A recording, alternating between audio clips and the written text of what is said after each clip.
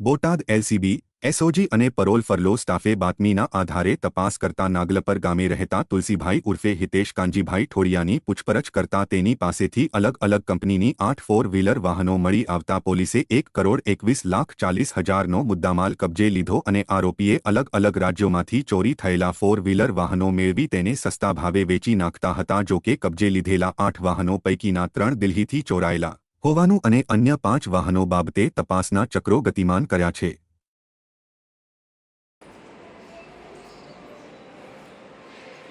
બસ યાદ રાખ.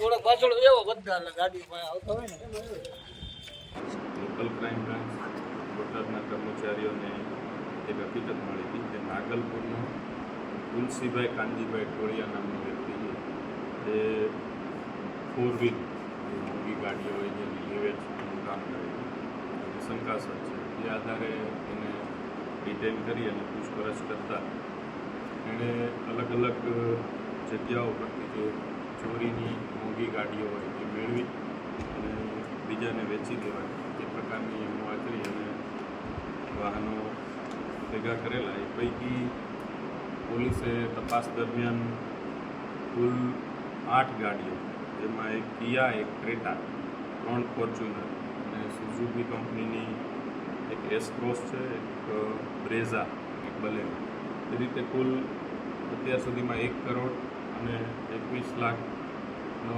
મુદ્દામાલ કબજે કરવામાં આવ્યો છે. તપાસ દરમિયાન આ જે કિયા ગાડી છે, ક્રેટા અને એક ફોર્ચ્યુનર, એ 3 ગાડીઓ અંગે દિલ્હીમાં ગયા જાન્યુઆરી અને ફેબ્રુઆરીમાં 3 ચોરીના ગુના નોંધાયેલા છે. બાકીની જે ગાડીઓ છે 5, એના એન્જિન ચેસિસ નંબર આધારે વધુ તપાસ ચાલુ છે. એમાં આ જે આરોપી છે એની સાથે આ ગુના ચોરીના આચરવામાં બીજા પણ સંડોવાયેલા છે. બ્રિજેશ ઉર્ફે બાલો સુરતનો રહેવાસી છે અને રમેશ ઉર્ફે રામુ આનાથી